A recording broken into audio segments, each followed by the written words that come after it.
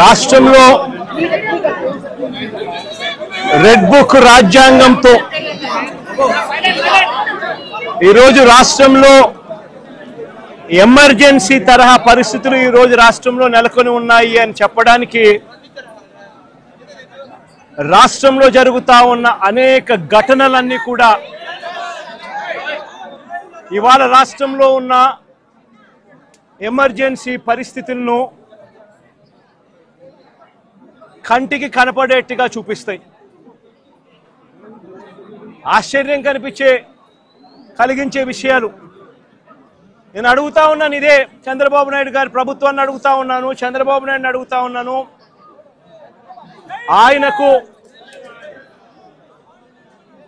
ఆయన అడుగులకు మడుగులెత్తే పోలీసు అధికారులను అడుగుతా ఉన్నాను. ఎందుకయ్యా ఈ ఆంక్షలు పెట్టారు అని అడుగుతా ఉన్నాను. ఎందుకయ్యా ఒక రాజకీయ నాయకుడు తమ పార్టీకి సంబంధించిన వాళ్ళను కలవడం ఏమైనా నేరమా అని అడుగుతా ఉన్నాను. అలా కలవడానికి వస్తే అదేమైనా తప్ప అని అడుగుతా ఉన్నాను. ఎందుకు ఆంక్షలు పెడతా ఉన్నారు అని అడుగుతా ఉన్నాను. నా కార్యక్రమానికి నన్ను అభిమానించే వాళ్ళు ఎవరైనా కూడా వస్తే తప్పేమిటి అని అడుగుతా ఉన్నాను. వాళ్ళని రానివ్వకుండా ఏకంగా రోడ్లన్నీ తోవారు. సందులు బొందులు ఎక్కడి నుంచి అయితే బండ్లు వస్తాయని అనుకుంటున్నారో, 2 వీలర్స్ వస్తాయని అనుకుంటున్నారో రాకుండా చేసేందుకు ఏకంగా రోడ్లను తవ్విన అధ్వానమైన పరిస్థితి బహుశా ప్రపంచ చరిత్రలో ఏ రాజకీయ పార్టీకి ఉండదేమో, ఒక చంద్రబాబు నాయుడు గారి పార్టీకి తప్ప.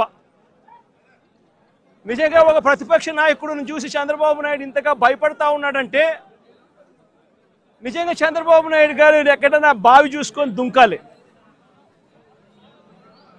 ఒక ప్రతిపక్ష నాయకుడిని చూసి, ఒక ప్రతిపక్షాన్ని చూసి ఇంతగా భయపడి ఆయన వస్తున్నాడేమో, ఆయన వస్తూ ఉంటే అభిమానులను ఆపేదాని కోసం అని చెప్పి, ఆయన వస్తూ ఉంటే ప్రజలను ఆపేందుకోసమని రోడ్లను కూడా తవ్విన చరిత్ర ఒక చంద్రబాబు నాయుడు గారికి మాత్రమే దక్కుతుంది. ఈరోజు దాదాపుగా 2000 పైచీలకు పోలీసులు, 2000 పైచీలకు పోలీసులు, లెక్కలేనంత మంది డిఎస్పీలు, డిఐజీ ఇక్కడే తిష్టేసినాడట. నాకు ఆశ్చర్యం అనిపించింది. అసలు వీళ్ళంతా కూడా నా సెక్యూరిటీ కోసం కాదు, వీళ్ళంతా జగన్ వస్తా ఉన్నాడు అని అంటే జగన్ను చూడడానికి అభిమానులు ఎవరైనా వస్తారేమో, ఆ అభిమానులను ఆపడం కోసం ఇంతమందిని ఉపయోగిస్తూ ఉన్నారు. అంటే ఎంత వ్యతిరేకత చంద్రబాబు నాయుడు గారి ప్రభుత్వం మీద ఉంది అని చెప్పడానికి, ఎంతగా చంద్రబాబు నాయుడు గారు తన పాలనను చూసి తానే భయపడతా ఉన్నాడు అని చెప్పడానికి ఇంతకన్నా ఇంకా వేరే నిదర్శనాలు కూడా అవసరం లేదు. ఎవరైనా ఎక్కడైనా పాలన చేస్తే బ్రహ్మాండమైన పాలన అందించి ప్రజల మన్ననలు పొంది ఆ మన్ననలతో ఆశీస్సులతో వచ్చే పాలన చూసి సంతోషపడాలి. కానీ ఇక్కడ అడుగు పెట్టినప్పటి నుంచి, పాలన మొదలైనప్పటి నుంచి సూపర్ 6లు, సూపర్ 7లు అని అంటూ ప్రజలంతా వెన్నుపోటు పొడిచాడు. పాలనంతా అబద్ధాలు, మోసాలతో కూడిన పాలన చేశాడు. వ్యవస్థలన్నీ పూర్తిగా నీరుగారిపోయిన పరిస్థితులు కనిపిస్తూ ఉన్నాయి. స్కూళ్ళు నాశనమైపోయాయి.